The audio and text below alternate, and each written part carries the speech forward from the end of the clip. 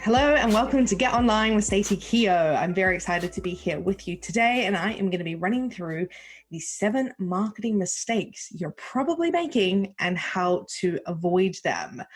I have been speaking at many webinars, events recently on our content waterfall process and receiving lots of feedback from everybody around how valuable that is. You can go back to a previous episode. We've referenced it multiple times, but season 1, we have released an entire episode on the content waterfall. So definitely go back and check that out. But I am practicing what I'm preaching by repurposing content. And this is the audio file from a recent webinar that I delivered on the 7 marketing mistakes. So let's jump right in. The 7 marketing mistakes you're probably making and how to avoid them. Mistake number 1. Your target market is too broad. The rule number 1 of marketing: stop trying to please everyone. We don't need to have everybody do business with us. We need to find our tribe. We need to find a small niche of individuals, of businesses that like what we do, like what we offer, and want to do business with us. And the easiest way to accomplish that is actually to niche down as much as possible. So you can see here on my slide deck today, I'm sharing a couple of brands that I love, that I think do this perfectly well. You know, they don't try to please everybody. They are very unique. They own what they are. And for that reason, they've become extremely popular. So the first brand that I'm talking about is Marmite.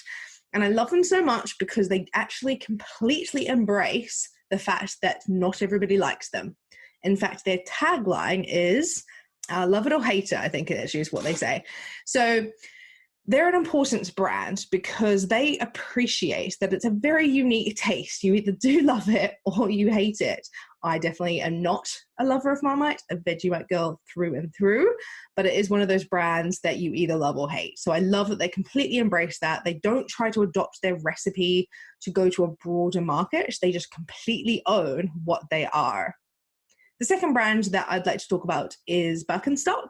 Birkenstocks have had a bit of a revival and people are loving that brand right now. But over the years, they've got people that are obsessed with them. There's this mad following of people that absolutely adore them and love them.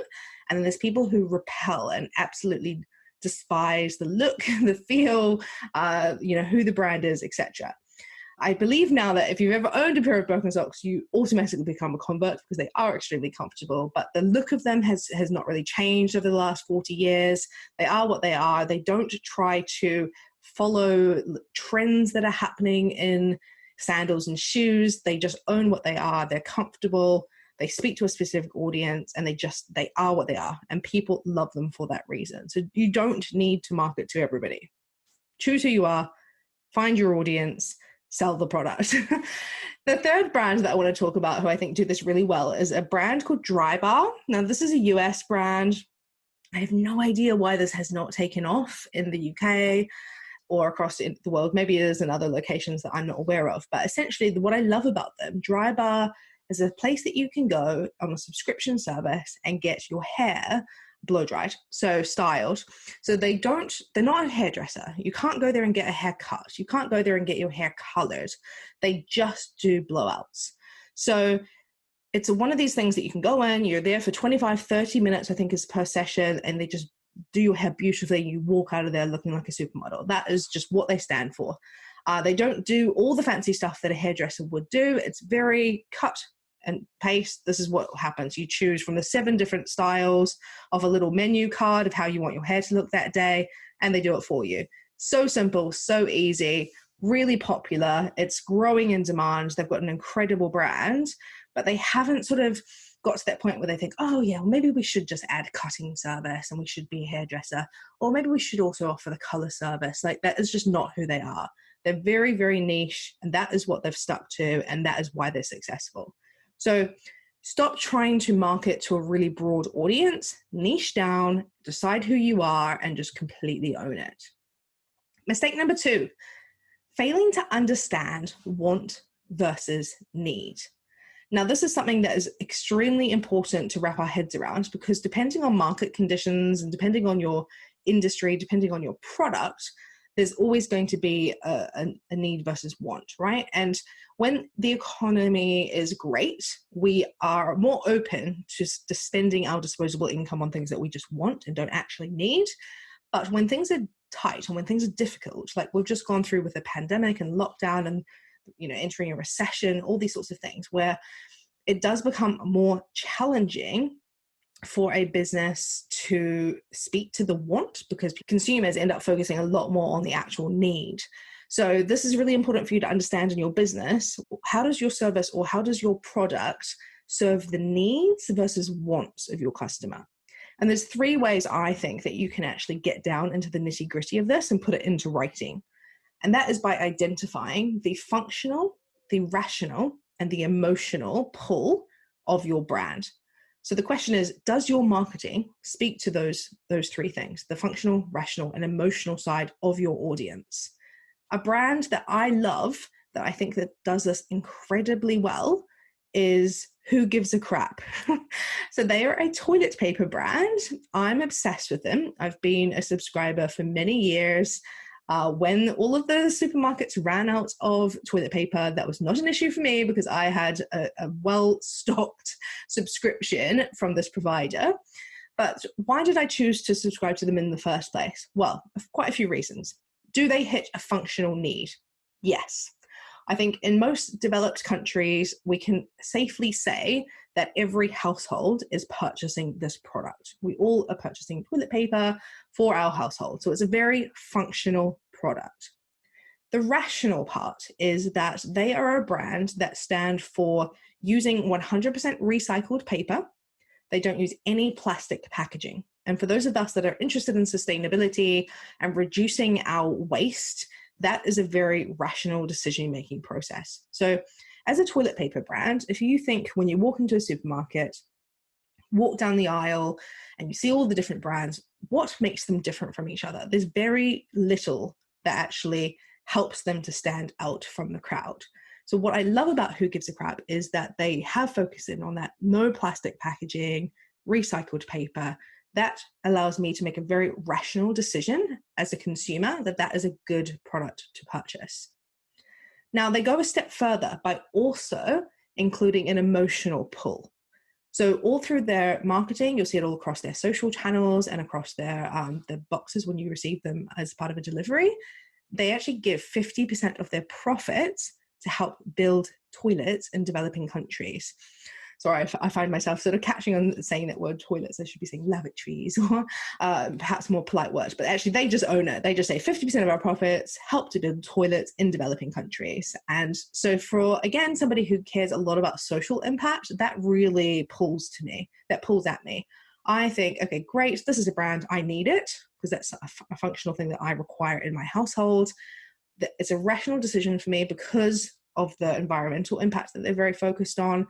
But then the emotional pull is they're also going a step beyond and doing that social impact. And I just think they're phenomenal.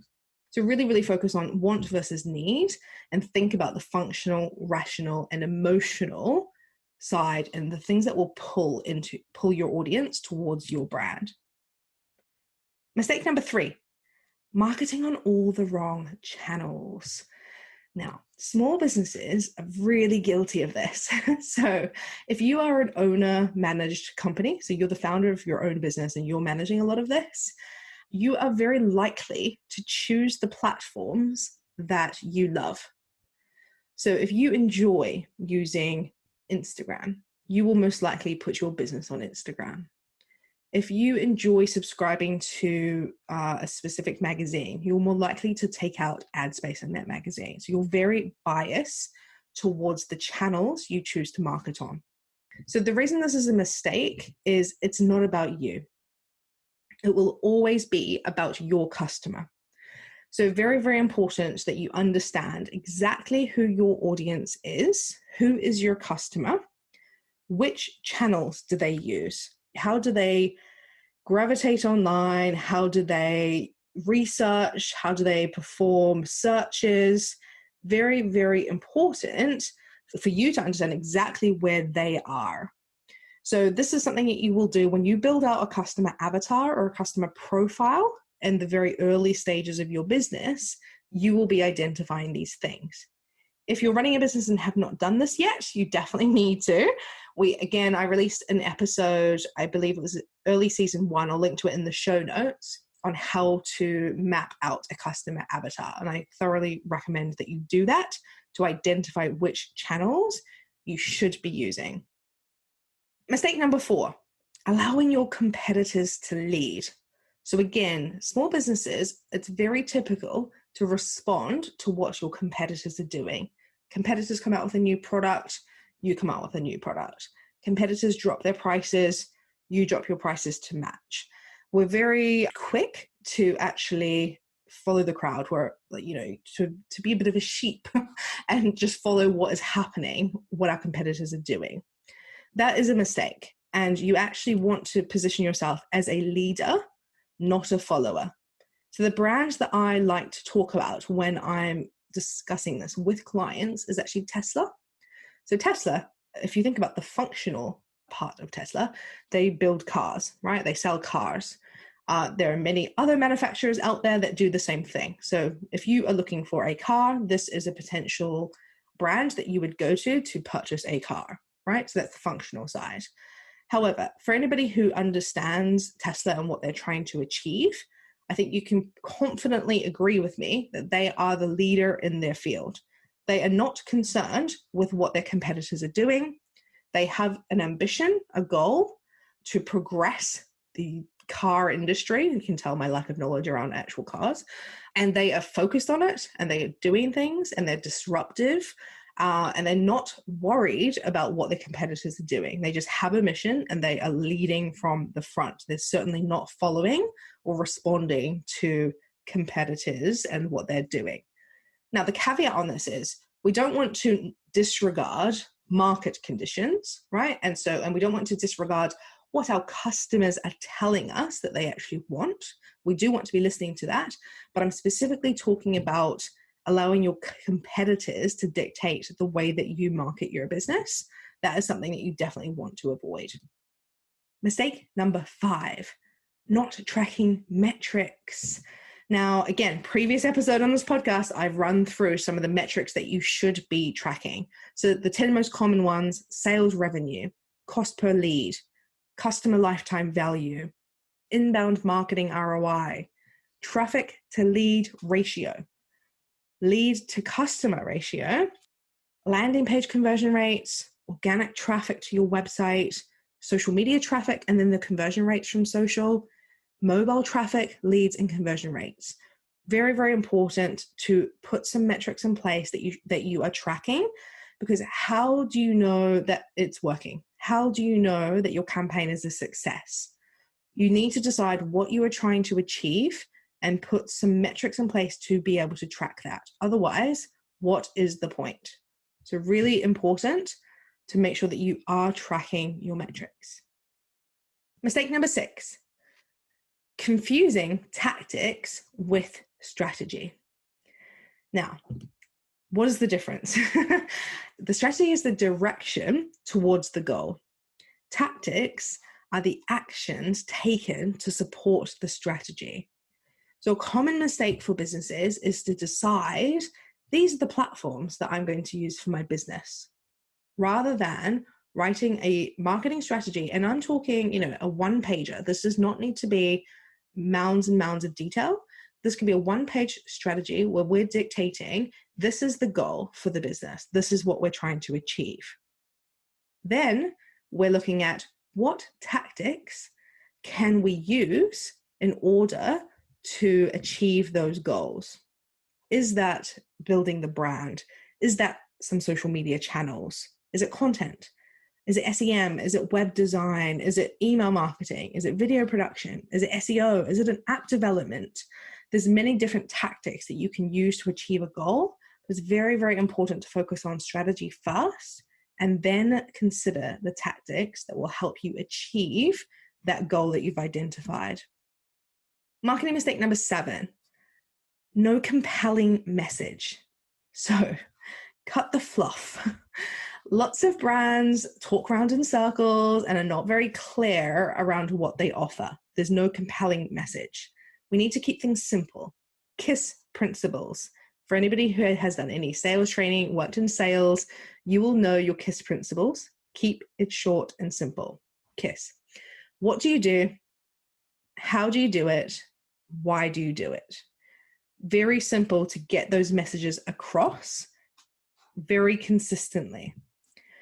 Lots of brands muddle around and really make it quite confusing for their audience. That sometimes you just need to put content out there that says, in simple, plain language, this is what we do, this is how we do it, and this is why we do it.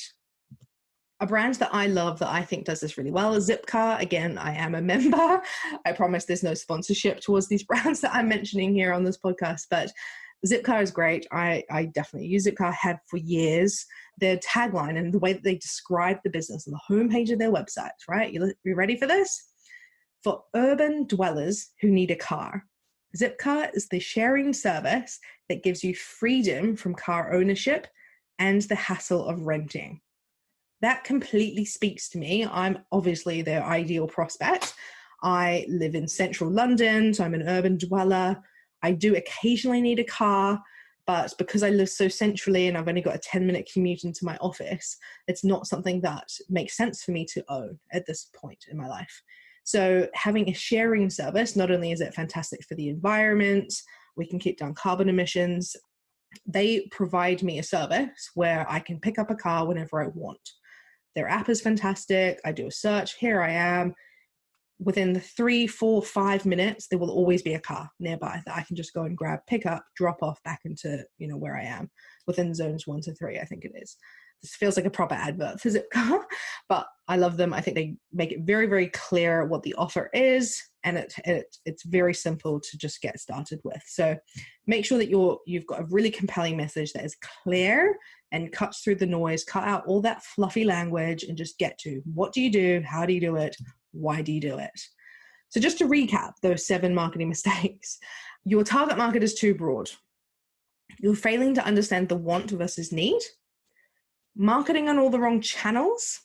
You're allowing competitors to lead, not tracking your metrics, confusing tactics with strategy, and then not having a compelling message.